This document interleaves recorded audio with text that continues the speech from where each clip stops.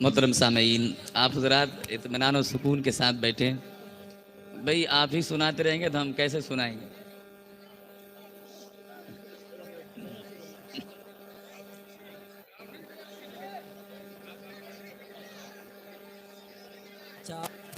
آپ لوگ کھڑے ہیں نا، کم سے کم خاموش کھڑے ہیں.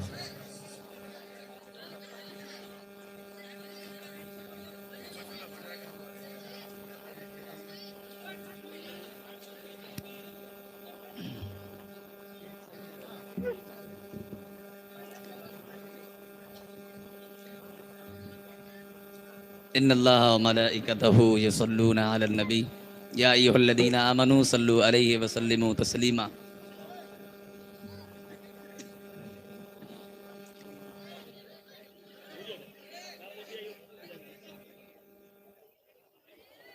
یہ جتنے کھڑے ہیں سب کو باہر نکالیں، سب کو باہر نکالیں. بالکل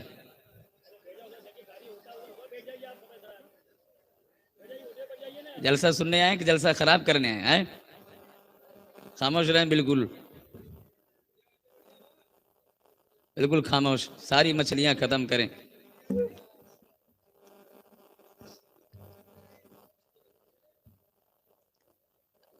مؤدب ہو کے بیٹھیں. آواز بالکل خاموش.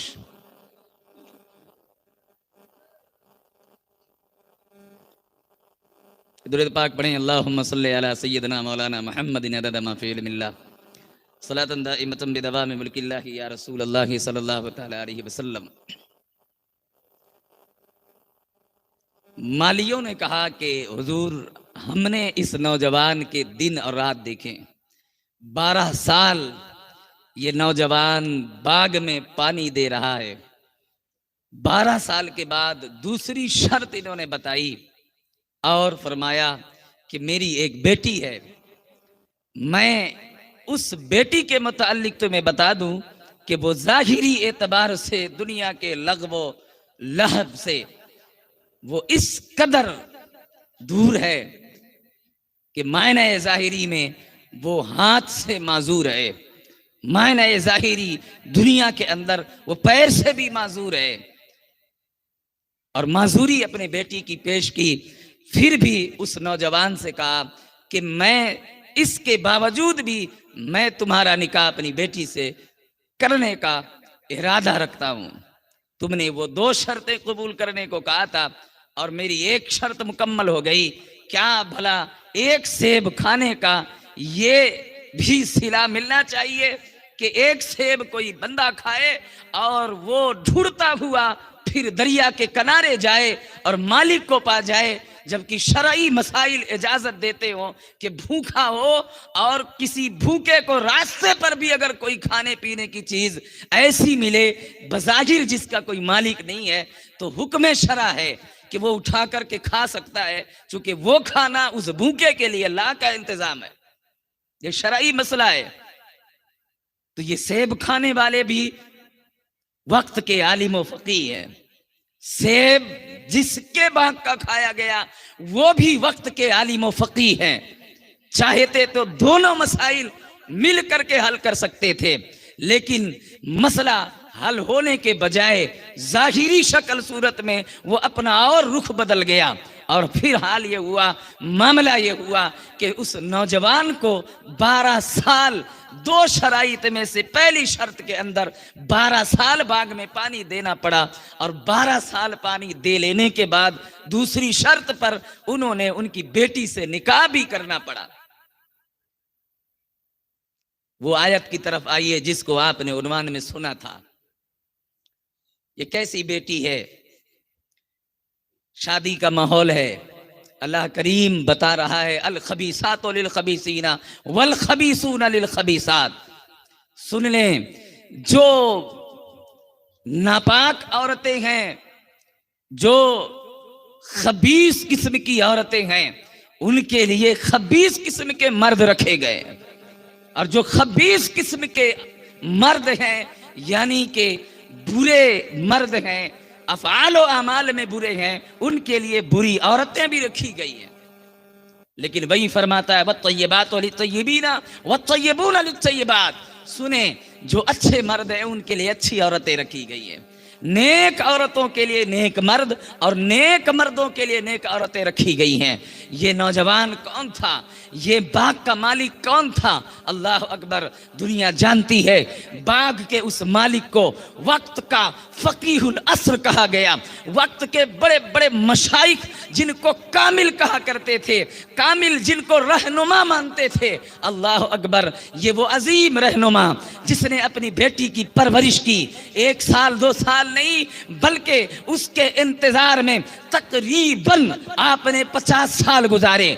बेटी की उम्र बुलूगियत के बाद, बालिगा हो जाने के बाद निकाह की फिक्र होने लगी। 1 साल गुजरा, दूसरा साल गुजरा, तीसरा साल गुजरा, हत्ता के 50 साल गुजरे और तकरीबन बेटी की उम्र 60 साल को तजावुज कर रही थी। और फिक्र एक बाप होने की हैसियत से सता रही थी कि बेटी तुमने पाल लिया है, इसके रिश्ते का एहतमाम और इंतजाम करो। इबादत करते, रात की इबादतों में अपने रब की बारगाह में दुआ करते, ऐ अल्लाह मैंने बेटी वैसे पाली है जैसे तेरी रजा होनी चाहिए, मैंने बेटी वैसे पाली है जैसे तेरे हबीब की रजा होनी चाहिए। मैंने बेटी तो पाल ली है, बेटी को इल्म दिया है, बेटी को तकवा और तहारत का शऊर दिया है, मैंने बेटी को हर वो कमाल देने की कोशिश की है जिसका सवाल इस्लाम कर रहा है। मैंने बेटी को सैयदा खातून जन्नत के तर्ज़े अमल की जिंदगी दी है, मैंने बेटी को हर तरीके से संवारा है। मेरी बेटी के लायक का कोई रिश्ता भेज दे, मेरी बेटी के लायक का कोई रिश्ता भेज दे। लेकिन दुनिया ये भी जानती है कि ये नौजवान कोई आने वाला आम नौजवान न था, कोई ऐसा वैसा शख्स न था जैसे कि आज हमारे और आपके दिल दिमाग में लोग गूंज रहे होते हैं, फिर रहे होते हैं। बल्कि ये नौजवान उस खानदान अजीम का चश्मो चराग था जिसके यहाँ की औरतों का तकवा ये था कि अगर बारिश ना होती तो कहा जाता बारिश के लिए दुआ करें, तो कभी वो झाड़ू लगा कर कहती कि अल्लाह तेरी जमीन को मैंने साफ कर दिया, पानी के छींटे भेज दे तो बारिश होती। कभी वो अपने दुपट्टे को यूं आसमान की तरफ दिखाती और अंदर घुस जाती तो बारिश झमाझम बरसने लगा करती थी। वो ये उस खानदान के चश्मो चराग थे जिनके खुद के अपने छोटे भाई का हाल ये था कि जिस रास्ते से निकलते थे वहां की जमीनों से खुशबू आना शुरू हो जाता था। इनका खुद का हाल ये था, जिस जगह से गुजरते थे इनको पेड़ पौधे सलाम किया करते थे, क्योंकि इनके पेशानी ये मुबारक पर कोई एक खास अमानत थी जिस अमानत का ज़ुहूर होना था। और फिर ये नौजवान इफ्तारी की नीयत से आगे बढ़ने के लिए जब दरियाए दजला के करीब पहुंचा और दरियाए दजला में सेब खाने के बाद एक मालिक की तलाश में पहुंचा जिसके बाग का ये सेब था, और मालिक से मिलने के बाद बज़ाहिर तो ये उम्मीद न थी कि सेब खाने का ये मसला भी हो सकता है कि 12 साल पानी देना पड़े और फिर बाद में दूसरी शर्त पर उनकी बेटी से शादी करना पड़े, वो भी इस तरीके से कि ज़ाहिरी मायनों पर वो पैर से भी माजूर हो, वो हाथ से भी माजूर हो, वो आंख से भी माजूर हो। क्या मतलब? दुआए हजरत सैयदना सरकार अब्दुल्ला सामई इधर मचल रही थी कि मुबारक हो तुमने अपनी बेटी की उम्र अगरचे 60 साल तक की उसकी परवरिश की है, मगर देखो बेटा भी देखो जो अल्लाह ने तुम्हारे बेटी के लिए भेजा है। ये कोई आम शख्स नहीं बल्कि ये वो शख्स है जिसे दुनिया हजरत सैयदना सरकार अबू सालेह जंगी दोस्त के नाम से याद करती है। ये अबू सालेह जंगी दोस्त कौन है? निकाह हुआ और निकाह के बाद अल्लाह पाक ने इनकी मुलाकात पर इन्हें खुशखबरी दी, मुबारक हो। अब मुलाकात हुई तो मसले और हो गए। बीबी से कुर्बत के बाद पेड़ पौधे जो सलाम करते थे उनके सलाम की आवाज आना बंद हो गई। आवाज आती है, जो पेशानी पर तुम्हारे नूर था असल में वो नूर अब अपनी जगह पर पहुंच चुका है। ऐ अब्दुल्ला सामई के नाजो परवरदा चुनिंदा कि जिसे उन्होंने चुना, ऐ उनकी मुकद्दस बेटी के मुकद्दस शौहर, मुबारक हो کہ تمہارے یہاں اللہ کی ایک عظیم عظیم امانت جو اپنی جگہ پر ہے وہ کچھ دنوں کے بعد پیدا ہونے والی ہے. اور دنیا نے دیکھا یہ کوئی بنائی بات نہیں ہے، یہ اتنا بڑا سبق ہے. قرآن عظیم الخبیثات للخبیثین والخبیثون للخبیثات سے سبق دے رہا ہے کہ تم اپنی اچھی بیٹیاں پال کے بتاؤ، اللہ تمہیں اچھے رشتوں کے نصیب قریب کر دے گا.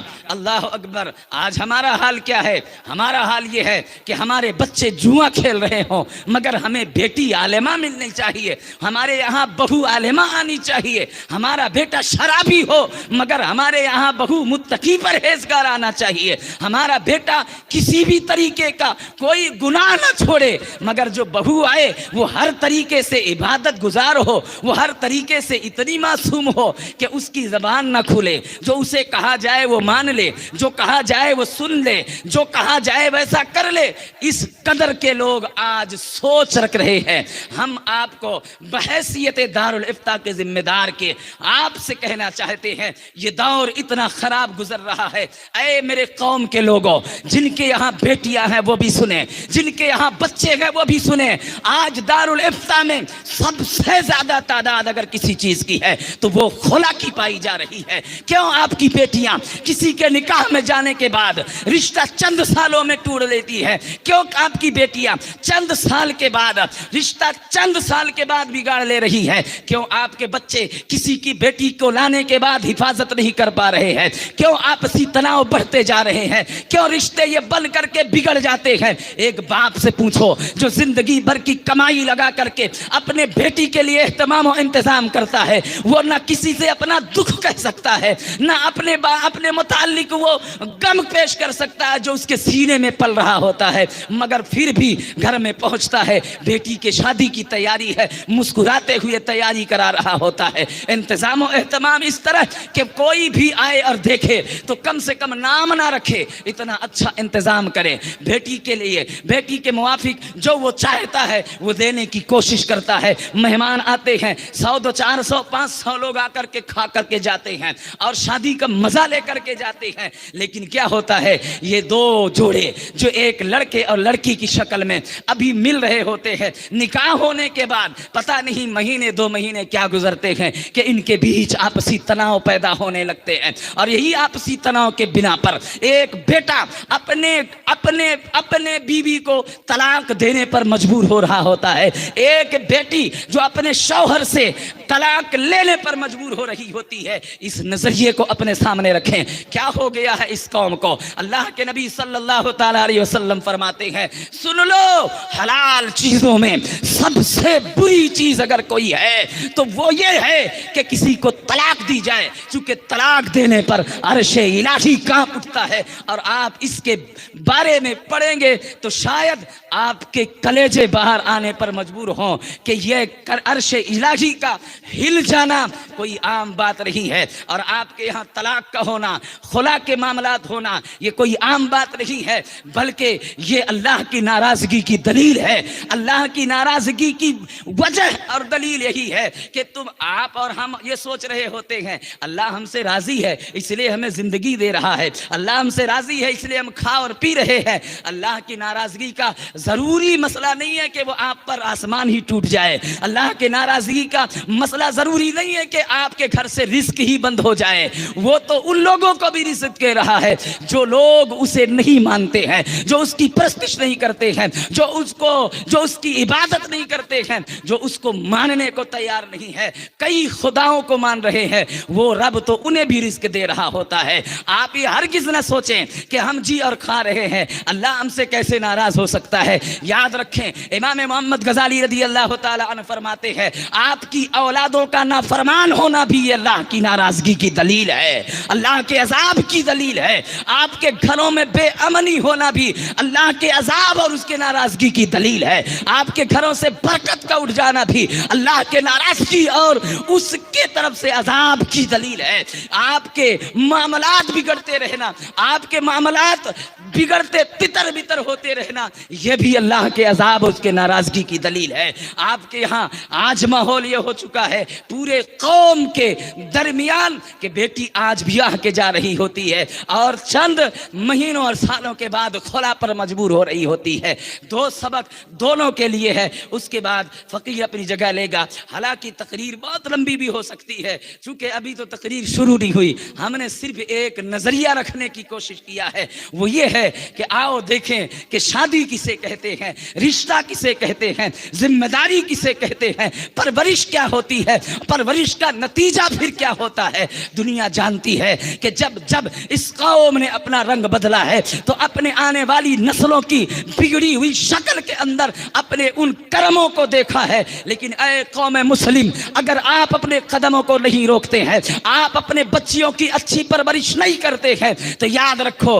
आपकी ये और भी बेटियां रुसवा होती चली जाएंगी। इन्हें खुला ही नहीं, न जाने और कितने तरीके के मामलात से, परेशानियों से गुजरना पड़ रहा होगा। इसलिए रहम करें, अपनी बेटियों के मुताल्लिक भी दीनी तालीम पर आगे आगे रहें। उन्हें स्कूल कॉलेज पढ़ा रहे हैं, आपसे एतराज नहीं है, लेकिन अगर शरई तौर पर कोई इंतजाम एहतमाम है तो पढ़ाने पर वो आप उसके मालिक हैं। शरीयत इसके बारे में क्या कहती है, इसका एक अलग मौजू है, अभी आप नाराज होकर चले जाएंगे, इसलिए इस मसले को छेड़ना मकसद नहीं है। लेकिन शरीयत कहती है बेहयाई और बेपर्दगी जिस रास्ते पर भी हो, उस रास्ते पर आप पूरी तरीके से अपने ताकत के बुनियाद पर बचने की कोशिश करेंगे कि वह ना चलेंगे, ना खुद चलेंगे, ना औलादों को चलाएंगे। बहरहाल हमारा जो आज का मौजू है वो ये है कि हमें शादी के मुताल्लिक जो आज मामलात पाए जा रहे हैं, खास करके दारुल इफ्ता के अंदर, जिसे देखो एक बेटी, अभी देखें तरस इसलिए आता है, एक बंदा है जिसने तकरीबन 6 करोड़ रुपए अपने बेटी के रिश्ते के अंदर शादी करने में लगा दिए, खाना पिलाने से लेकर के न जाने क्या क्या तोहफे तहाइफ दिए। 6 करोड़ किसको कहा जाता है। एक बाप अपनी पहली बेटी की शादी कर रहा है, खुशी की इंतहा नहीं होती है, और जब वो शादी करके बीत रहा है, उसके 2 महीने अभी खत्म नहीं हुए थे कि मियाँ बीवी यानी वो बेटी और उसके शौहर के दरमियान अनबनी बन जाती है और एक बेटी खुला लेने पर मजबूर हो जा रही है। हम आपसे पूछना चाहते हैं क्यों, किस लिए ये माहौल क्यों बनाया जा रहा है, इस माहौल को क्यों क्रिएट किया जा रहा है, इस पर गौर और फिक्र करने की जरूरत है। इसलिए ऐ नौजवानों, आप भी सुने, जो बेटे वाले हैं वो भी, जो बेटी वाले हैं वो भी, जो बेटे वाले हैं उनसे भी गुजारिश है कि आपके यहाँ अगर बहू आए तो आप अपने बेटे को पूरा मौका दें, शरई तौर पर कम से कम 6 महीने का मौका दें कि वो 6 महीने मुसलसल अपनी बीवी का इस तरह ख्याल रखे कि एक वो बेटी जो अपने बाप को छोड़कर आई है, अपने बाप के प्यार को तरसे तो अपने शौहर के करीब होकर के बाप का प्यार भूलने की कोशिश करे। वो बेटी जो अपने माँ का प्यार छोड़ करके आई है, जब अपने शौहर के करीब हो, अपने शौहर के प्यार को पाके माँ के प्यार को धीरे धीरे भुलाने की कोशिश करे। वो ये बेटी जो अपनी बहनों को छोड़ आई है, अपने भाइयों को छोड़ आई है, रिश्तेदारों को छोड़ आई है, वो अभी तने तनहा अकेले सिर्फ उसको पहचान रही है जो उसका शौहर है। अगर शौहर भी, और आज शौहर के मुताल्लिक क्या है, शौहर के मुताल्लिक उसके दोस्त मिल जाएं, उसके लोग मिल जाएं तो सुबह मजा लेते हैं, शादी से पहले मजा लेते हैं कि साहब पहली रात है, ऐसी सवारी करना, वैसी सवारी करना, वरना औरत भारी पड़ जाएगी। ये जहालत आपके दिमाग में कहां से आई है, ये बदतमीजी की हिम्मत और जुर्रत आपके दिमाग में कहां से आई है। आपको इस अल्फाज के अदायगी से पहले अपनी खबर लेनी चाहिए, इसलिए कि यही वो ढंग और रंग है जो आज नौजवानों को बिगाड़ रहे हैं। बल्कि कहना यह चाहिए कि ऐ मेरे दोस्त, तुझे अगर अदा ही करना है तो सुन्नते अली अदा कर, जिन्होंने मुसलसल सैयदा खातून जन्नत को इस तवज्जो के साथ अपने पास रखा कि सैयदा खुद कहती है, ऐ अली 6 महीना बीत गए, मैं आपके प्यार और शफकत के आगे मैंने अपने वालिदे गिरामी रसूल अल्लाह का प्यार भी पाया है, मैंने अपनी माँ आयशा सिद्दीका का प्यार भी पाया है, मैंने अपनी माँ खदीजतुल कुबरा का प्यार भी पाया है, मैंने आपसे वो सुकून पाया है जो इससे पहले पाती थी। गोया हर बेटी को ये कहने पर मजबूर होना पड़े, आप एक शौहर होने की हैसियत से अपने किरदार को इस तर्ज अमल पर लाने की कोशिश करें। और بیٹی والے بھی سن لیں، بیٹے والے تو یہ ضرور کریں، خاص کر کے دوسری بات پر اور بھی عمل کریں۔ وہ عمل یہ ہے کہ اگر آپ کی بہو سے کوئی غلطی ہو جائے، چھوٹی موٹی غلطی ہو جائے، اسے نظر انداز کرتے رہیں۔ آپ کے بیٹی سے بھی خود سے کوئی غلطی ہوتی رہی ہوگی، اسے آپ معاف کرتے رہے ہیں۔ اس سے کوئی چیز گر جائے، ٹوٹ جائے، معاف کرتے رہیں۔ اس سے کوئی چیز بگڑ جائے، معاف کرتے رہیں۔ ابھی نئی تربیت اس کی بحیثیت ایک عورت کے، بحیثیت زوجیت میں آنے کے بعد بحیثیت ایک عورت وہ ابھی شروع ہو رہی ہے۔ اسے گھریلو معاملات میں ہو سکتا ہے کچھ تجربہ ہو، مکمل تجربہ نہیں ہوا ہوتا ہے، اس لیے اس کے کاموں پر وہاں کے گھر والے، لڑکے کے گھر والے، ساس سسر اس کا جو ہے خاص خیال رکھیں، اس کے گھر والے خاص خیال رکھیں، اس بیٹی کے لیے اتنا پیار رکھیں کہ وہ بیٹی اپنے اس گھر کے معاملات کو بھلا کر شرعی طور پر جو شریعت نے برقرار رکھا ہے اس اصلی گھر کو قبول کرنے پر مجبور ہو جائے۔ شریعت کہتی ہے ایک بیٹی جہاں سے ودا ہو کر کے آئی ہے، اپنے شوہر کے گھر آئی ہے، اب اس شریعت کے مسئلے کو سن لیں، شریعت نے اس کو کتنے اچھے نظریے سے رکھا ہے۔ مفتی صاحب قبلہ بیٹھے ہیں، دیگر علماء بیٹھے ہیں، ان سے تصدیق کر لیں کہ ایک بیٹی جب اپنے گھر سے ودا ہو کے چلی آتی ہے تو اب شریعت کہتی ہے کہ اس بیٹی کا گھر وہ اس کے ماں باپ والا گھر نہیں رہ گیا، اس کا وطن اصلی اس کے شوہر کا گھر ہے، وطن اصلی۔ یہ شریعت کہتی ہے۔ ہاں اگر شادی سے پہلے شرائط رکھ دیے جائیں کہ صاحب شادی کے بعد تمہیں ہمارے بیٹی کے ساتھ ہمارے گھر میں ہی رہنا ہے، پھر معاملات شریعت کے اس میں احکام میں بدلتے ہیں، لیکن عموماً آج 99% یہ ہے کہ بیٹیاں آتی ہیں اپنے شوہر کے ساتھ رہتی ہیں۔ تو بیٹیاں بھی سن لے، شریعت نے ان کے اصلی گھر کو، ان کے شوہر کے گھر کو جو ہے برقرار رکھا ہے اور حکم بھی دیا ہے کہ تمہیں یہاں رہنا ہے۔ ہاں اگر بیٹی کا گھر اپنے ماں باپ کے، بیٹی کے اپنے سگے ماں باپ کا گھر اگر دور ہے، یعنی کہ تقریباً 92 کلومیٹر پار کرنا پڑے، تو پھر سنیں اگر بیٹی اتنا دور جائے گی تو اپنے سگے ماں باپ کے گھر بھی جاتی ہے، تو اسے اگر 15 دن سے پہلے رہنے کا ارادہ ہے تو ساری نمازیں وہ قضا پڑھیں گی، وہاں مسافر کہلائیں گی، وہ اس کا اپنا گھر نہیں رہ جاتا ہے۔ آپ مفتی صاحب قبلہ سے پوچھ سکتے ہیں، یہ شریعت کے احکام ہیں، شریعت بتا رہی ہے۔ ابھی تو وہ بیٹی یہی تھی، اپنے ماں باپ کے یہاں تھی، تو پھر وہ پرائے کیسے ہو گئی؟ اس کا یہ گھر کیسے نہیں ہو سکتا؟ کہا جیسے ہی اس نے نکاح میں داخلہ لیا ہے، اب اس کے شوہر کا گھر ہی اس کا اصلی گھر ہو جاتا ہے۔ اب اس کے ماں باپ کا گھر اس کے لیے اصلی گھر نہیں ہے، اب وہ یہاں مسافر کی طرح آئے گی اور مسافر کی طرح رہے گی اور جائے گی، اور اگر 15 دن سے زیادہ رہنا ہے تو اسے پھر نماز مکمل پڑھنی ہے۔ گویا کہ شریعت اس فیصلے سے سبق دے رہی ہے کہ سنیں، بیٹی والے بھی سنیں، بیٹا والے بھی سنیں، اپنی بیٹی کو اگر آپ شادی کرنا چاہتے ہیں تو اسے چند دن بیٹھا کر کے، ہر ماں باپ کا فرض ہے کہ اپنے بیٹی کو بیٹھا کر کے یہ چند باتیں ضرور کہے، بیٹی اب تم ودا ہونے والی ہو، دیکھو تمہاری والدہ، آپ سب اپنے والدہ کو جانتے ہوں گے، ہر کوئی جانتا ہوگا، جانتے ہوں گے کہ نہیں؟ اور اگر والدہ کو جانتے ہیں تو نانی کا گھر بھی جانتے ہوں گے، جانتے ہیں کہ نہیں؟ تو سنیں شریعت کیا کہتی ہے کہ اے بیٹی، وصیت کرو، بیٹی آپ کی والدہ بھی اپنے ماں باپ کا گھر چھوڑ کر کے آئی اور یہاں رہی، میرے ہر بات کو سہتی رہی، ہر طریقے کی پریشانیاں اٹھائی۔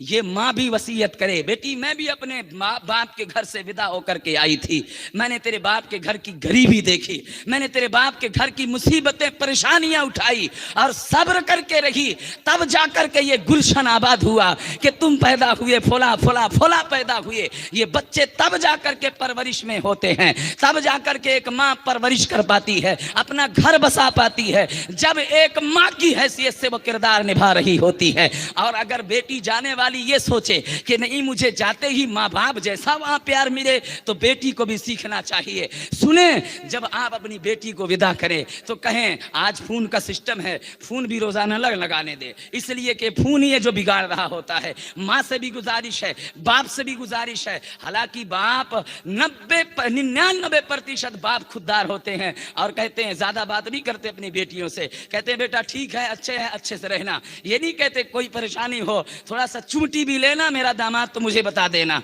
माँ ये नहीं कहती है कि साहब अगर वहाँ नमक भी कम ज्यादा हो जाए ना तो मुझे बताना, मैं तेरे ससुराल वालों की खैर खबर लूंगी। ये हालात जब होने लगते हैं तो रिश्ते बिगड़ने लगते हैं। अरे मेरी बहनों सुनो, अगर आपका निकाह हो तो निकाह हो जाने के बाद अपने माँ बाप, असली माँ बाप जो आपके असल माँ बाप हैं, उनसे धीरे धीरे बज़ाहिर रिश्ता आपको तर्क करना पड़ेगा, ये कुर्बानी देना पड़ेगा। तब आप कहीं जा करके अपनी माँ की तरह, जिस तरह वो किसी के घर से आकर के आपके वालिद के साथ रहकर हर परेशानी मुसीबत को सह करके घर बसाई है और अपना परिवार बनाई है, तुम भी एक ऐसी माँ के परवरदा हो जो अपने बाप का घर छोड़ करके हर परेशानी सह करके वो अपने शौहर के साथ वफादार रह करके घर बसाई है। आप भी वही किरदार निभाने पर कोशिश करते रहेंगे कि जब आप कोई भी बेटी विदा हो करके जाए तो वो कोशिश करे कि वो अपने शौहर के साथ वफादारी करे, अपने शौहर के मामलात अपने तक रखे।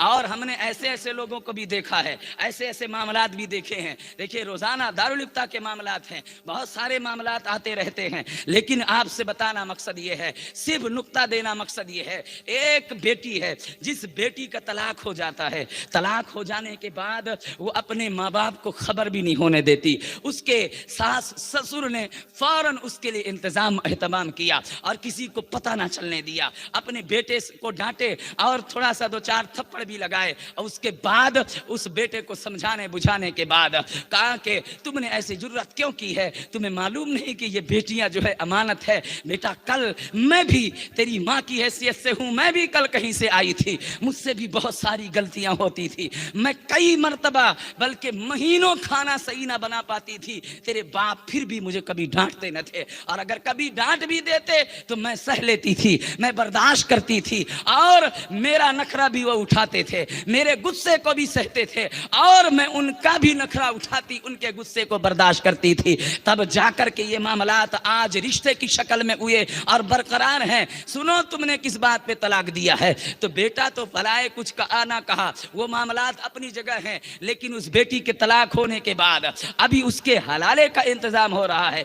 यहाँ सास और ससुर हलाला भी कराने का इंतजाम कर लिए, हलाला भी हो गया, दोबारा निकाह भी उसी शौहर से हो गया। ये इद्दत गुजरने में तकरीबन 7 महीने के मुकम्मल अगर आप गिनते हैं तो 7 महीने हो जा रहे हैं। इद्दत इधर की, इद्दत उधर की और मामलात तय होने में तकरीबन 8 महीना उसे इस मामलात से रेगुलर अगर गुजरना चाहे तो तकरीबन 8 महीने उसे गुजरना पड़ता है। मैं आपसे पूछना चाहता हूं, एक वो बेटी भी थी जिसने ये सारे मामलात होने के बावजूद एक मर्तबा किसी मौके पर अपने भाई से कह डाली कि माँ से ना बताइएगा, मैं एक बड़ी तकलीफ से गुजरी हूँ, बाप से ना बताइएगा, मैं एक बड़ी तकलीफ से गुजरी हूँ, मेरा तलाक हो चुका था, हलाला हुआ, फिर मैं दोबारा इनके निकाह में आई। ऐसी मुकद्दस बेटियां भी इस जमीन पर मौजूद हैं जो अपने माँ बाप का इस तरह ख्याल रखती है कि हमें चाहे जैसा भी रहना पड़े अपने माँ बाप को कोई शिकवे शिकायत ना करेंगे। और ऐसे भी बेटे गुजरे हैं जिनके मामलात बहुत सारी किताबों में आज भी मरकूम है। एक सिर्फ आपके समझ के लिए फकीर सरसरी तौर पर एक छोटा सा नुक्ता रखना चाहता है। आप देखें, एक वजीर है जिसकी बहुत खूबसूरत बीबी है, इतनी खूबसूरत बीबी कि अपने बीबी के हुस्न की वो खुद तारीफ करता है, लेकिन वो रोजाना अपने अमीर के खिदमत में, अपने अमीर के खिदमत में उसके कहने पर रोजाना जहां की जिम्मेदारी है निभा रहा है। मामलात आगे बढ़ते गए, आगे बढ़ते गए, यहां तक के देखा कि कभी कभी मेरी बीबी जब छत पर आती है, अमीर का जो बंगला है, अमीर का जो घर है वो ठीक करीब है, वो अमीर खड़े होकर के मेरे बीबी को ताकता रहता है, हत्ता कि मुझे कोई भी शक न हुआ। लेकिन फिर मैंने एक दिन देखा कि मुझसे अमीर ने कहा कि ऐसा है कि मसला मैं तुम्हें फला जगह की जिम्मेदारी दे रहा हूं, चंद दिनों का काम है, वहां ये काम निपटा करके आ जाओ। वो वजीर कहता है मैं उस काम निपटाने की नीयत से मैंने अपने अमीर का हुक्म माना और अपना बोरिया बिस्तर लिया, चंद दिनों का साजो सामान लिया और वहां से चलता बना। जब आगे बढ़ा, आगे बढ़ने के बाद कुछ दूर जाने के बाद मुझे पता ये चला कि मैं तो अपना बटुआ जिसमें अपना मालो दौलत रखा था, सिक्के रखा था, वो घर में ही भूल आया हूँ, वो पलंग के नीचे ही भूल आया हूँ। उसने फौरन अपनी सवारी पलटाई और आकर के देखता है तो क्या देखता है ہے ठीक उसके दरवाजे पर उसी अमीर की चप्पल उतरी हुई है। जैसे उसने देखा उस चप्पल के निशान को, वो वैसे ही वापस हो गया, अपना काम निपटाया। काम निपटाने के बाद आया। इस तारीख को आप गौर से सुने, ये सिर्फ आपको इस्लाही नजरिए के मातहत दी जा रही है। देखें कि एक शौहर का किरदार क्या होता है और एक बीवी का किरदार क्या होना चाहिए। शौहर एक वजीर की हैसियत से अपनी जिम्मेदारी निभा करके आ रहा है। जब अपने घर वापस पहुंचता है तो अपने बीवी को एहसास भी न होने दिया कि मैंने आपके कमरे में अपने अमीर की चप्पल उतरी हुई देखी है और आपके मामलात ऐसे और ऐसे देखे हैं। बल्कि ये न कहने के साथ उसने अपने बीवी को लिया और कहा चलो आज बाजार की तरफ चलते हैं। खूब सजाया और सवारा बाजार की तरफ ले जाता है। उसके मन के कई जोड़े खरीदवाता है, कई जोड़े अलग से अपने मन से खरीदता है और ये सारे तोहफे तहाइब जमा करके उसने अपने बीवी के साजो सामान बांधे और सजाया संवारा और ले जा करके उसके घर में छोड़ आया और कहता है कि मैं चाहता हूं कुछ दिन तुम अपने बाप के घर में रह लो। अल्लाह अकबर। बीवी ने जब ये सुना तो खुशी के तो मामलात होते ही है, लेकिन उसने पूछ लिया कि आखिर मामला क्या है कि आप मुझे इतने खुशी के साथ मेरे घर छोड़ना चाहते हैं। कहा कि तुम्हें आराम करना चाहिए, तुम्हें कुछ दिन अपने बाप के यहाँ रहना चाहिए। जब ये मामला हुआ तो छोड़ने के बाद अब ये बंदा वजीर जो अभी था वो वापस आता है। 1 महीना, 2 महीना, 3, 4, 5, 10 महीना, तकरीबन साल बीत गए, 2 साल बीत गए, अपने बीवी को लाया नहीं। तब बीवी के घर वाले इससे कांटेक्ट करते हैं और अपने इस वजीर के मामलात को उस अमीर के सामने पेश करते हैं कि अमीर साहब की बिला ये आपका वजीर है, ये हमारी बेटी से निकाह किया है और एक दिन घर पहुंचा के गया है, तब से ये हमारे घर नहीं आया है। अल्लाह अकबर। ये बेटी को लेने नहीं आ पा रहा है या बेटी को ले जाना नहीं चाह रहा है, क्या मामलात है। जब ये बातें हुई और ये दरबार तक पहुंचती है, उस अमीर ने हुक्म दिया कि उसे बुलाया जाए और उससे सवाल किया जाए। उस अमीर ने अपने वजीर को बुलाया। वजीर मोहतरम, क्या बात है, हम सुन रहे हैं कि आपने इनकी बेटी को जो है वापस घर जब से छोड़ा है आज तक अपने घर नहीं लाए, मामला क्या है। वजीर अब देखिए किस अंदाज से बता रहा है, चूंकि वजीर जान रहा है कि मेरे इस अमीर ने मेरे बीवी के साथ खयानत किया है, मेरे बीवी के साथ मामलात किया है, ये सब कुछ जान रहा है। लेकिन वजीर बता क्या रहा है, वजीर का कहना है कि अमीर साहब की बिला मेरा एक मसला सुलझा दें। अगर कोई मुफ्ती साहब है तो वो सामने बुला लिया जाए, कोई काजी है तो सामने बुला लिया जाए। मैं एक शरई मसला पूछता हूं कि मुझे एक बंदे ने दावत दी और मुझे चुना, दावत दी और चुन करके बुलाया, फिर उसने मुझे बहुत सारा माल दिया, एक बाग अता किया। वो बाग इतना हसीनो जमील था, उसमें हर तरीके के मेवे थे, सजाया बाग उसने मुझे दिया। मैंने उस बाग की रखवाली की, उसके हर तरीके से कहीं पानी की कमी न होने दिया, ना उसका रंगो रोगन उतरने दिया, ना उसकी खूबसूरती हुस्न जाने दिया। मैंने हर तरीके से उसको बचाया, गर्म हवाओं से बचाने के लिए छोटे पेड़ों को बचाव का एहतमाम किया। मैंने हर तरीके से आसमान के, जमीन के तमाम बला वबा से हिफाजत की तदबीरें की और उस बाग की हिफाजत किया। मैंने हर तरीके से उसका ख्याल किया। तकरीबन मैंने 12 साल उस बाग का ख्याल रखा। लेकिन एक दिन मैं जब अपने बाग में अचानक वापस पलटता हूं तो क्या देखता हूं, उस बाग के ठीक दरवाजे पर शेर के 2 पंजों के निशान मैंने देखे। अल्लाह अकबर। तो ए काजी साहब की बिला मुझे शरई हुक्म दीजिए कि मैं अब उस बाग के ठीक दरवाजे पर जैसे ही शेर के 2 पंजों के निशान देखता हूं तो मुझे खौफ होने लगा, कहीं ऐसा ना हो कि मेरे इस बाग पर कोई बुरा मामला हो जाए। तो मैंने क्या किया, मैंने उस बाग को पहले की तरह सजाया संवारा और जो कुछ उसके अंदर मौजूद थी मैं सारी चीजें बज़ाहिर मुहैया करके मैंने उस बाग को उसके मालिक के हवाले कर दिया। बताओ इसमें मेरी क्या गलती है। काजी साहब ने कहा कि तुम अच्छे अमीन हो, तुमने अच्छा کیا ہے, کیا معاملہ ہے, کیا نہیں ہے. اب ادھر لڑکی والے بھی سمجھ گئے, ادھر لڑکا خود سمجھ گیا, ادھر وزیر بھی سمجھ گیا, ادھر امیر بھی سمجھ گیا کہ یہ شیر کے پنجے کا نشان کسی اور کا نہیں بلکہ یہ صرف تشبیہ دے رہا ہے. اصل میں یہ سن کر کے اس امیر کے ماتھے پر پسینہ آ رہا ہے کہ یہ راز کتنا بڑا تھا. اس وزیر نے میری عزت بچا لی. اللہ اکبر. اس وزیر کے اس رحم دلی انداز کو دیکھ کر کے اس امیر نے اٹھ کر کے اس کی پیشانی چومی اور کہا تم ایک اچھے امین ہو کہ تم نے اچھا کیا ہے کہ جب تک وہ باغ کا اچھا خیال رکھا جا رہا ہے تب تک تم ابھی بے فکر رہو. جس دن وہ باغ کے مالک دوبارہ تمہیں دعوت دے رہے ہوں اس دن شوق سے جانا اور شوق سے آنا. میرے رب کی عزت کی قسم اے میرے وزیر, اب میں ایسا پہرا لگاؤں گا کہ کسی شیر تو شیر بلی کا پنجہ بھی تیرے دروازے تک نہ پہنچے گا. کتنی بڑی نصیحت تھی. ایک رشتہ ٹوٹنے سے بچ جا رہا ہے. اور وزیر اور امیر کی تاریخ بتانا مقصد نہیں ہے. اے میری بہنیں, اگر آپ کے گھر کے معاملات ہوں تو برائے مہربانی فون لگا کر ماں باپ کو نہ بتائیں. آپ کے شوہر کے معاملات ہوں ہر بار گھڑی گھڑی فون لگانے کی کوشش نہ کریں. ہم تو کہتے ہیں یہ تربیت غالباً عالم علماء کے گھروں کی. ہم آپ کو 100% کی بات کر رہے ہیں.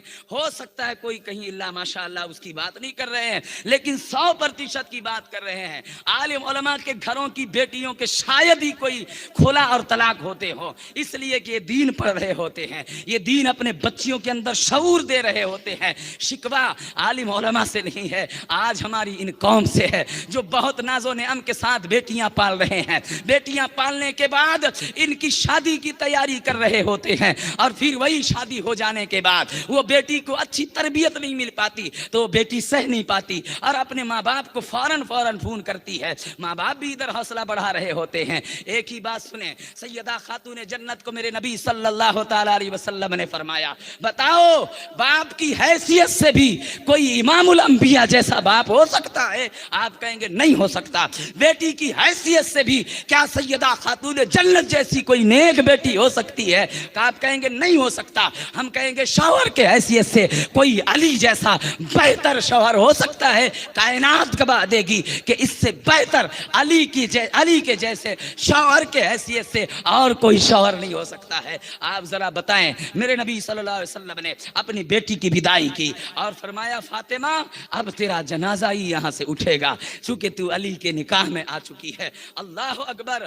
خود میرے نبی صلی اللہ علیہ وسلم اتنا چاہتے تھے کہ ایک تو عثمان غنی رضی اللہ تعالی عنہ کا گودام, پرانا والا گودام خریدوایا. اور خریدوانے کا طریقہ سلیقہ بھی آپ نے بار بار سنا ہوگا, بتانا مقصد نہیں ہے. یہاں شادی لگائی جاتی ہے. سیدنا مولا کائنات رضی اللہ تعالیٰ عنہ کے دونوں دوست بھی ہیں, یار بھی ہیں, حضرت سیدنا صدیق اکبر, حضرت سیدنا فاروق اعظم رضی اللہ تعالیٰ عنہ. آج ان کے لیے سبق ہے, واقعہ بتانا مقصد نہیں ہے. یہ دونوں جا رہے ہیں. جانے کے بعد مولا کائنات حضرت سیدنا جابر رضی اللہ تعالیٰ عنہ کے باغ میں پانی دیا کرتے تھے. وہاں پہنچتے ہیں, مولا کائنات نے دیکھا کہ دونوں صاحب آئے ہوئے ہیں. اللہ اکبر. عرب کی دنیا میں نبی کے بعد سب سے زیادہ عزت دار لوگ آئے ہوئے ہیں. ایک ذات حضرت ابوبکر صدیق کی ہے, ایک ذات حضرت عمر کی ہے.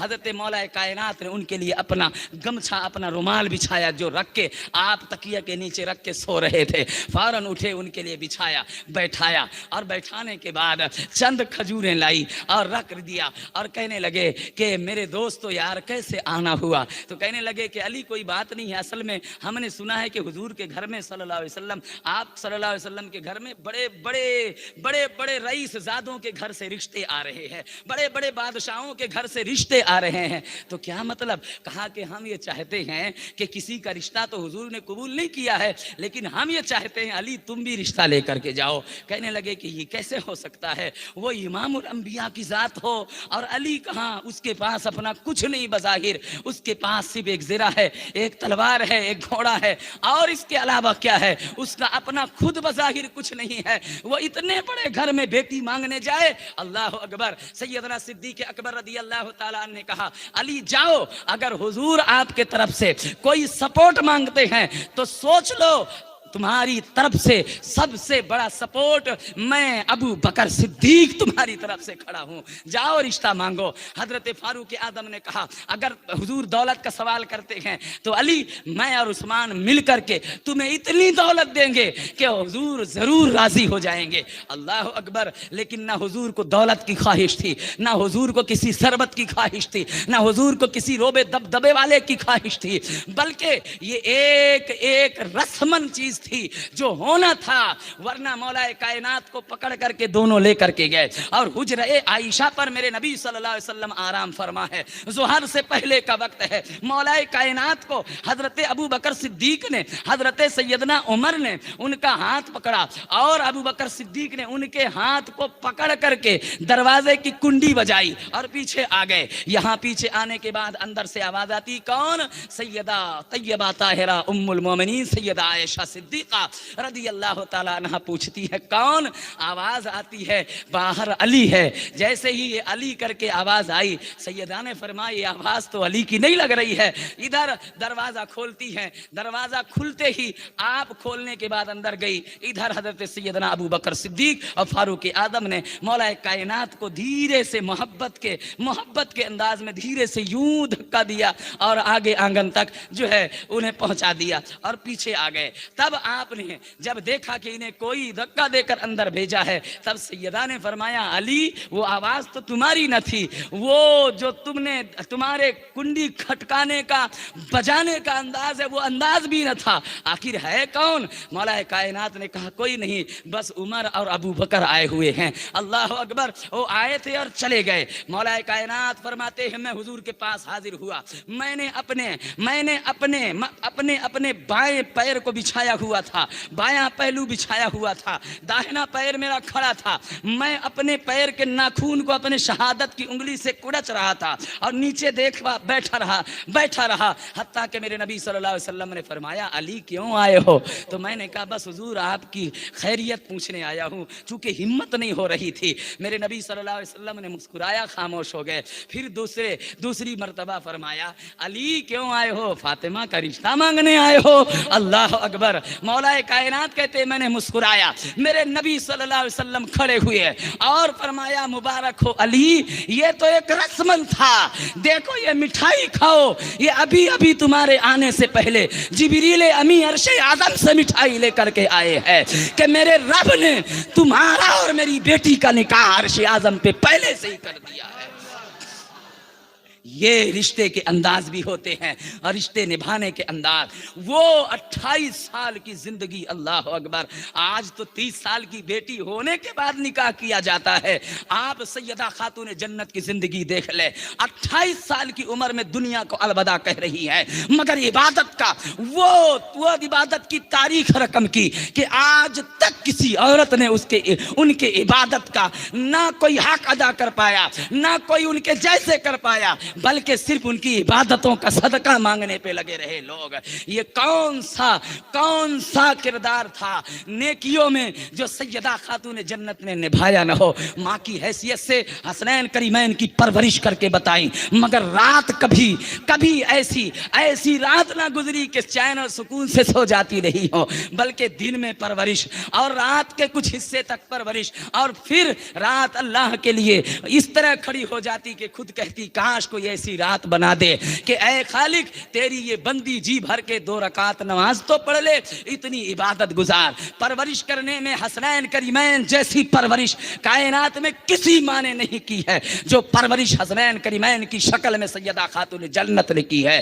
اور ایک بیوی ہونے کی حیثیت سے جتنی صابر و شاکر آپ رہی ہیں، جتنا عابد و عابدہ زاہدہ آپ رہی ہیں، کائنات میں ایسی طرز عمل کی خاتون آج تک نہ پائی گئی۔ اور اگر اپنے شوہر کے معاملات پر تو اتنا رحم دل اور نرم دل کوئی عورت ابھی تک ان کے بعد کائنات میں نہ پائی گئی۔ یہ بیوی اور میاں کے متعلق بات ہو رہی ہے، ورنہ لوگوں کے دماغ میں نہ آ جائے پھولا عورت۔ بہت سارے لوگ ہوں گے، لیکن رب کی عزت کی قسم میرے نبی کی بیٹی صرف 28 سال تک دنیا میں زندہ رہی ہیں، مگر عبادت کا ہر انداز نرالا دے کر کے گئی ہیں، کردار ہر نرالا دے کر کے گئی ہیں۔ بیٹوں کی پرورش کا انداز نرالا دے کر کے گئی ہیں۔ نہ صرف بیٹا بلکہ آپ نے 2 بیٹیاں بھی پالی اور 3 بیٹے پالے۔ 2 بیٹے باحیات رہے، ایک بیٹا سیدنا سرکار امام محسن کا وصال بچپن میں ہو جاتا ہے، ورنہ حسنین کریمین جیسی ذات کو پرورش کر کے ہم کہتے ہیں نا کہ نبی کے گھر کی بات ہے نبی سے کرتے ہیں، ان کے گھر کی بات ہے انہی سے کرتے ہیں۔ وہ جس نے مقدس کیا زمانے کو، معطر کیا زمانے کو، وہ جس نے حسین پال کے دیا زمانے کو، وہ حسین اور خوبصورت کردار والی مقدس ذات سیدہ خاتون جنت جیسی ذات۔ مگر شوہر بھی آپ یہ امیر وزیر کی تاریخ سننے کے بعد اپنے دل میں نہ رکھیں، بلکہ اس سے سبق لینے کی کوشش کریں۔ آپ سے کہا جا رہا تھا، بس آخری بات کرتے ہوئے اپنی بات کو مکمل کریں اور آگے بڑھتے جائیں۔ دیکھیں ہم کہہ رہے تھے کہ ایک باپ کو اپنی بیٹی اچھی پالنے کے لیے شریعت حکم دیتی ہے، ایک باپ کو اچھا بیٹا پالنے کے لیے شریعت حکم دے رہی ہے، کیونکہ اگر کسی کا بیٹا نشیڑی ہے تو اس کے گھر میں کبھی بھی نیک پارسا بہو نہیں آ سکتی ہے، اگر اس کا بیٹا زانی ہے تو اس کے گھر میں کبھی بھی نیک پارسا عورت نہیں آ سکتی ہے، اگر اس کا بیٹا چور ہے تو اس کے گھر میں کبھی بھی امانت دار عورت نہیں آ سکتی ہے، ایماندار عورت نہیں آ سکتی ہے، چونکہ جیسا بیٹا پالو گے یہ قرآن کہہ رہا ہے ہم تمہارے گھر میں تمہارے لیے جوڑے بھی ویسے ہی دیں گے۔ الخبیثات للخبیثین والخبیثون للخبیثات۔ جو بدتمیز قسم کے یا بد کردار قسم کے مرد ہیں ان کے لیے بدتمیز و بد کردار قسم کی عورتیں رکھی گئی ہیں، اور جن عورتوں کے اندر بدتمیز قسم کی کوالٹی یا بد کرداری ہے وہ بھی سن لیں، ان کی قسمت میں بھی بدتمیز قسم کا یا بد کردار قسم کا انہیں شوہر ملے گا۔ اس لیے کہ اللہ فرماتا ہے والطیبات للطیبین والطیبون للطیبات، اگر اچھے ہو تو اچھے شوہر کی تلاش میں پھر تمہیں فکر نہیں ہونا ہے۔ اے بیٹیوں اچھی ہو جاؤ، اے بہنوں اچھی ہو جاؤ، تم اچھی بن کے بتاؤ، تمہارے لیے رب کا وعدہ رکھا ہوا ہے۔ اسی سبق کو تو حضرت سیدنا سرکار عبداللہ سامعی نے زمانے کے سامنے رکھا ہے، اپنی بیٹی کی پرورش کر رہے ہیں۔ پرورش 1-2 دن نہیں بلکہ بیٹی کی عمر ہوتی چلی جا رہی ہے، 1-2-4 سال کا فرق نہیں بلکہ بیٹی 60 سال سے اوپر کی ہو چکی ہے، اور پھر بھی ابھی کوئی ماتھے پر شکن نہیں ہے۔ کیوں؟ آپ نے کہا بیٹی تجھے فکر کرنے کی ضرورت نہیں ہے، چونکہ میرے رب نے وعدہ لے رکھا ہے اگر تم بیٹی اچھی پالو گے تو ہم تمہارے لیے ویسا رشتہ بھی بھیجیں گے۔ اللہ اکبر، اہتمام و انتظام کریں گے۔ اور پھر دنیا نے دیکھا ہے وقت کی عابدہ، وقت کی زاہدہ، وقت کی متقیہ، وقت کی بڑی مقدس پرہیزگار عورت، وقت کی عبادت گزار عورت، وقت کی وہ تہجد گزار عورت، وقت کی صاحب کمال عورت، وقت کی صاحب کرامت عورت، وقت کی وہ کشف اور اسرار و رموز پر ماہر عورت جسے دنیا حضرت عبداللہ سامعی کی بیٹی کے نام سے جانتی ہے۔ دنیا نے ان کے لیے بھی دیکھا کہ اللہ نے وقت کا حسین نوجوان، وقت کا عظیم ولی، وقت کا عظیم فقیہ، وقت کا عظیم محدث، وقت کا عظیم اچھا کردار والا صاحب کرامت، صاحب کشف و اسرار و رموز کو اللہ نے ایک بہانے سے بھیجا اور یہ رشتہ ہوا۔ اس رشتے کے ملن سے اللہ نے ایک ثمرہ دیا اور اچھے رشتے ہونے سے سبق دیا۔ جب میاں بیوی اچھے ہوتے ہیں، کردار اچھے ہوتے ہیں، تب گھر میں غوث اعظم بغدادی جیسا بیٹا بن کر کے پیدا ہو۔ اس لیے آپ سے گزارش ہے، آج جو معاملات ہو رہے ہیں برائے مہربانی اپنی نسلوں پر رحم کریں، اپنے نسلوں پر دھیان دیں، کیونکہ یہ نسلیں بگڑتی چلی جا رہی ہیں، یہ بچیاں حوصلہ پاتے جا رہی ہیں۔ ہر باپ کو چاہیے کہ انہیں سمجھا کر بیٹا اب تیری وداعی کے بعد ہمارا رشتہ صرف اتنا رہ گیا ہے کہ ہم تیرے ماں باپ ہیں، بس آخری تیرا اصل گھر وہ ہے جو تیرا شوہر تجھے رکھ رہا ہوگا۔ اگر تجھے 3 دن کھانا بھی نہ ملے تو مہینہ بھوکی رہنے والی سیدہ خاتون جنت کو یاد کر کے صبر کر لینا اور اپنی زندگی کو خوشگوار بنانے کی کوشش کرنا۔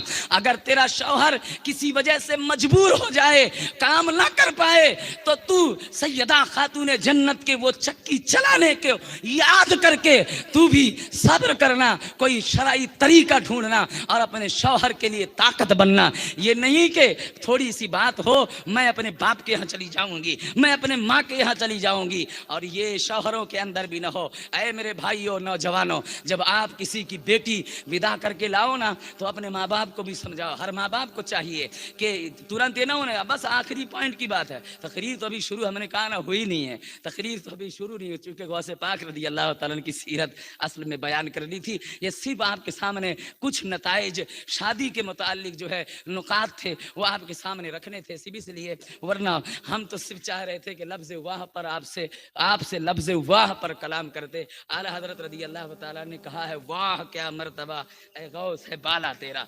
पूरा शेर तो नहीं, सिर्फ लफ्ज़ वाह क्यों कहा, कितने सारे खुसूसियात अल्लाह ने शेख अब्दुल कादिर जिलानी जैसी ज़ात को अता किए कि आला हज़रत जैसी ज़ात।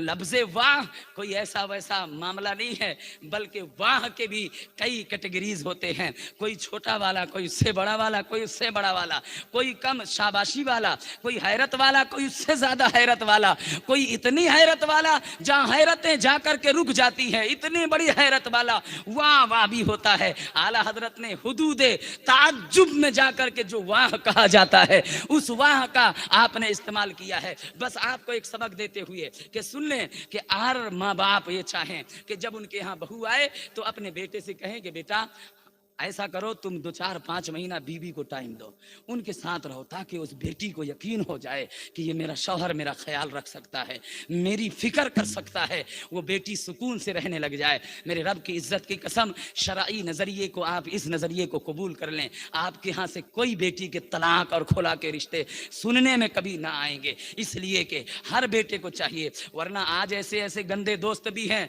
नौजवानों, जब आप निकलेंगे तो आपके दोस्त कहते हैं, क्या साहब अब तो बीबी के गुलाम बन गए। अल्लाह अकबर, बीबी की गुलामी। मेरे नबी सल्लल्लाहु ताला अलैहि वसल्लम अगर ज़ौजे अज़वाज मुतहरात में किसी के यहाँ कभी बारी होती थी ना, तो उनके यहाँ जाते थे हुजरे में, तो शौक से उनके घर का झाड़ू लगा देते थे, ये अपने घर का काम करते थे। सैयदा मैमूना खुद कहती, मैं बीमारी के हालत में थी, मेरे नबी सल्लल्लाहु अलैहि वसल्लम आते और मेरे घर में खाना पकाकर मुझे रोटी बेल के दिया करते थे, और मैं बीमार होती रात रात भर मेरे सर के पास बैठ करके मेरे सर पर अपना हाथ फेरते रहते थे, मुझे तसल्ली देते रहते थे। मेरा कपड़ा भी हुजूर ने धुला है। आपको बताना मकसद नहीं है, बस सबक ये देना है, कायनात में नबी की हैसियत से भी कोई मेरे नबी के बराबर नहीं है, रसूल के हैसियत से भी कोई मेरे रसूल के बराबर नहीं है। चूंकि इमामुल अंबिया भी आप ठहरे, इमामुर रसूल भी आप ठहरे, और बाप की हैसियत से भी मेरे नबी से बेहतर कायनात में कोई बाप नहीं है। लेकिन आप शौहर के हैसियत से देखें, कायनात आलम में, आलम इंसान में कोई शौहर मेरे नबी जैसा शौहर नहीं गुजरा है जो इतने अच्छे किरदार दिया हो। अल्लाह अकबर, फिर भी इतने मनसबो अजमतो बुलंदी पर रहने के बावजूद भी अपने बीबी का ख्याल रख रहे हैं, उसके काम में हाथ बटा रहे हैं। खुद सैयदा आयशा सिद्दीका रज़ी अल्लाह ताला अन्हा फरमाती हैं, मैं आटा गूंथती थी, कभी कभी मेरे नबी सल्लल्लाहु अलैहि वसल्लम, मजाक देखें, मजाक से मुराद मजाक एक अलग चीज़ होती, मजाह एक अलग चीज़ होती। मजाह में झूठ नहीं होता, मजाक में झूठ होता है। लोग इसे जो है खुशी का मौका समझते हैं और मजाक में झूठ बोल करके मज़ा लेने की कोशिश करते हैं। मेरे नबी सल्लल्लाहु अलैहि वसल्लम भी मजाक कभी कभी फरमाया करते थे। ये वाकया बताना मकसद नहीं है, इसको अपने जहन में अपोजिट में न लाएं, इसको बिल्कुल अपोजिट न सोचें, आपको बताए रहे हैं। मेरे नबी सल्लल्लाहु अलैहि वसल्लम के खाने की बारी सैयदा मैमूना के यहाँ थी, और ये बुखारी शरीफ के अंदर मौजूद है हदीस। ये वाकये को गलत तरीके से न ले, हम बार बार बोल रहे हैं, बताना मकसद नहीं है कि आप सल्लल्लाहु अलैहि वसल्लम के खाने की बारी, उस दिन खाने और रहने की बारी सैयदा मैमूना के यहाँ थी। उम्मुल मोमिनीन सैयदा मैमूना रदी अल्लाह ताला अन्हा किसी वजह से आप खाना बनाने में देरी लगा दी, तो मेरे नबी सल्लल्लाहु अलैहि वसल्लम नाराज नहीं हुए, बल्कि कुछ देरी के लिए उठकर सैयदा आयशा सिद्दीका रदी अल्लाह ताला अन्हा के हुजरे में आ गए। सैयदा मैमूना ने देखी कि سیدہ میمونہ رضی اللہ تعالی عنہا دیکھتی ہیں کہ میں تو کھانا لے کر آئی ہوں اور حضور پاک صلی اللہ علیہ وسلم سیدہ عائشہ صدیقہ کے ساتھ بیٹھ کے کھا رہے ہیں، تو ناراض ہوئی اور سارا کھانا جو تھا وہ زمین پہ گرا کے چلی گئی، ناراضگی کا اظہار کی۔ آپ صلی اللہ علیہ وسلم نے برا نہیں مانا، نہ انہیں ڈانٹا، بلکہ ایک اچھے شوہر کا کردار کیا ہوتا ہے۔ دیکھیں اپنے نبی صلی اللہ علیہ وسلم کو بحیثیت شوہر دیکھیں کہ کس طرح کردار نبھا رہے ہیں۔ آپ نے فوراً اٹھ کر کے سیدہ میمونہ کے گھر گئے۔ سیدہ میمونہ، بعض کہتے سیدہ عائشہ صدیقہ رضی اللہ تعالی عنہا کے گھر کی باری تھی اور سیدہ میمونہ کھانا لے کر کے آ گئی، تو سیدہ عائشہ صدیقہ رضی اللہ تعالی عنہا جو ہے یہاں سارا کا سارا جو ہے کھانا سیدہ میمونہ کے سر پہ ڈال دی، یہ بھی روایت ملتی ہے۔ لیکن وہ ناراض نہیں ہوئی، ناراض ہو کے گئی کمرے میں، لیکن میرے نبی صلی اللہ علیہ وسلم ان کو گئے اور منا کے لے کے آئے۔ جیسے ہی منا کے لے کے آئے تو سیدہ عائشہ صدیقہ رضی اللہ تعالی عنہا کا آنکھ آپ نے بند کیا اور فرمایا کہ میمونہ، اشارے سے میمونہ وہ سارا آٹے کا وہ پیالہ اٹھاؤ سارا اور عائشہ کے سر پہ ڈال دو، اور آپ نے ڈلوایا۔ اس طریقے سے دونوں بیوی کو خوش رکھے اور دونوں بیوی کے معاملات کو دور کرنے کے بعد دونوں کو اپنے سینے سے لگایا اور دعا کی، اے اللہ دنیا میں بھی جس طرح تو نے انہیں میرے قریب رکھا ہے، حشر کے دن بھی انہیں شرف دینا، میں ان سے اب تک راضی ہوں اور صبح قیامت تک راضی ہوں۔ میرے نکاح میں آنے والی ہر عورت نیک اور پرہیزگار ہے، میں نے تیری امان میں انہیں دے رکھا ہے۔ اللہ اکبر۔ ایک شوہر کی حیثیت سے چھوٹی چھوٹی چیزوں میں بھی آپ اپنے بیوی کے ہنسی مذاق میں بھی ہاتھ بٹانا۔ یہاں مقصد یہ نہیں ہے، یہ کوئی نہ سوچے کہ معاذ اللہ ایسا ہو گیا، بلکہ یہ آپ کو صرف سبق دینے کی نیت سے بتایا گیا، اس کے اپوزٹ بالکل ہرگز جانے کی کوشش نہ کریں۔ آپ سے کہا یہ جا رہا تھا کہ آپ اپنے بیٹوں کو کہیں بیٹا بیوی آئی ہے تیری، ہماری بہو آئی ہے، ایک کام کرو اسے ٹائم دو، کچھ دن ٹائم دو، نہیں تو دوست باہر نکلیں کہیں بیوی کو غلام ہو گیا۔ بیوی غلامی کچھ نہیں ہوتی ہے، بلکہ یہ مصطفیٰ کریم صلی اللہ علیہ وسلم کی سنت ہے کہ اپنے بیوی کے گھر کے معاملات پہ ہاتھ بٹانا، اس کے پاس بیٹھنا، اس سے ہنسی مذاق کرنا، اس کے لیے وقت دینا۔ باپ بھی سنیں، باپ یہ نہ سوچے پڑوسی والے جی ایسا ہو گیا ہے کہ جب سے بیوی آئی ہے نا تو بیٹا ہماری طرف دیکھتا نہیں ہے، جب سے بیوی آئی ہے نا تو ہمارے پاس بیٹھتا نہیں ہے۔ یہی باتیں بیٹے کو بگاڑ رہی ہوتی ہیں۔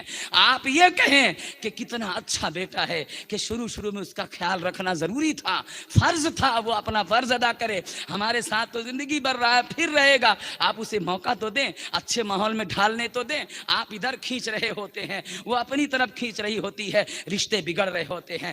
آپ سے بڑی محبتانہ اپیل ہے، میری ماں، میری بہنوں اور میرے گھر کے وہ نوجوانوں جو ان رشتوں میں منسوب ہونا چاہتے ہیں یا ہو رہے ہیں یا ہو گئے ہیں، ان سے گزارش ہے کہ آپ اسلامی کردار اپنائیں، آپ صحابہ کی سیرت دیکھیں، بزرگوں کی سیرت دیکھیں، اپنی بیٹیوں کے لیے مقدس ماؤں کی سیرت دیکھیں جنہوں نے تاریخیں رقم کی ہوئی ہے، ان کی سیرت دیکھیں اور اپنے نسلوں کو یہ سیرت دینے کی کوشش کریں، چونکہ جس نسل کے اندر دینی شعور نہیں ہے، آنے والا وقت اس کے لیے تباہی اور بربادی کا بن کر کے رہ جائے گا۔ اس لیے بس یہیں سے اپنی بات ختم کرتے ہوئے صرف ایک لائن پر ایک چیز، بھلا کہ اس واقع بہت لمبی تقریر ہو سکتی ہے، لفظ واہ پر میرے آقا اعلیٰ حضرت امام احمد رضا فاضل بریلوی رضی، اجازت ہے صرف لفظ واہ پر، اجازت ہے لفظ واہ پر؟ میرے آقا اعلیٰ حضرت امام احمد رضا رضی اللہ تعالیٰ فرماتے واہ کیا جود و کرم ہے شہ بتا تیرا، فرماتے کہ نہیں؟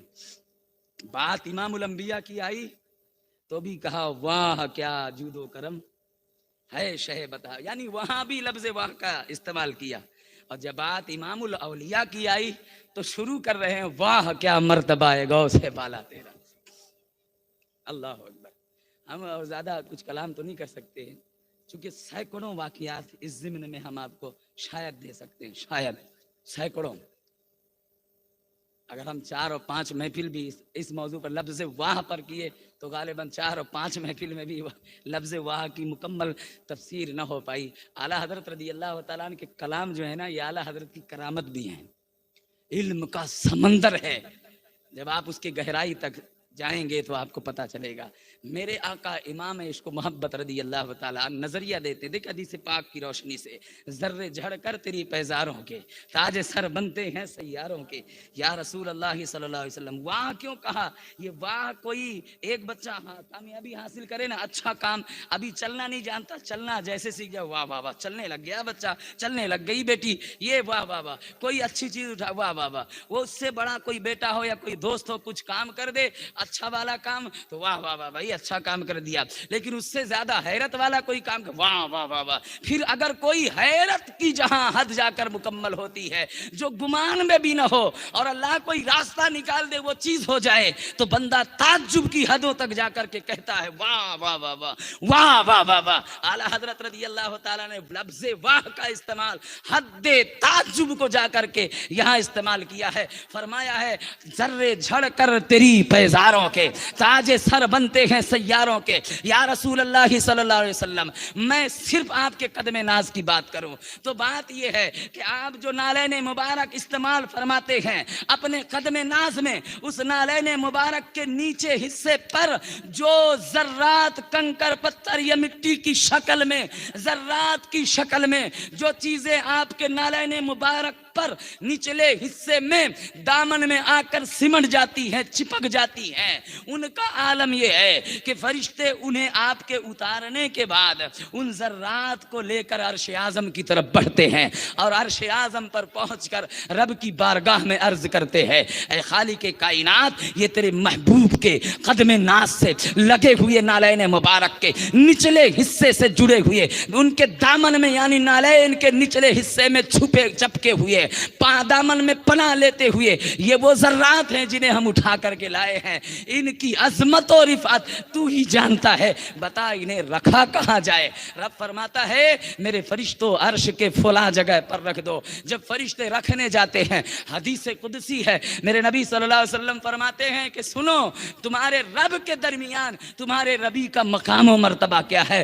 تمہارے نبی کے قدم ناز سے اگر یہ معاملات بھی شرف نسبت رکھتے ہوں تو فرشتے یہ کر رہے ہوتے ہیں. فرشتے کہتے ہیں ہم نے رکھنے کا ارادہ کیا, عرش اعظم سے آواز آئی فرشتوں رک جاؤ, صرف ایک مرتبہ مجھ پر قدم ناز مصطفیٰ پڑھا ہے, وہ بھی شب معراج میں, آج تک اس کی ٹھنڈک کا شکر ادا نہیں کر پا رہا ہوں. پھر یہ ذرات رکھے جائیں گے تو ان کے احسانات کیسے ادا کر پائیں گے. اللہ اکبر. تو کیا کیا جائے؟ رب فرماتا ان ذرات کو ستاروں کے اوپر ڈال دیا جائے, ان سیاروں کے اوپر ڈال دیا جائے, ان سیاروں کے اوپر ان کے سروں پر آپ کے قدم ناز کے نالین مبارک کے نچلے حصے پر لگے ہوئے ذرات کو جب ستاروں کے اوپر رکھا جاتا ہے تو تاریخ کہتی ہے کہ وہ ستاروں کی جگمگاہٹ و روشنی دوبالا ہو جاتی ہے. میرے آقا امام عشق و محبت فرماتے ہیں کہ ذرے جھڑ کر تیری پیزاروں کے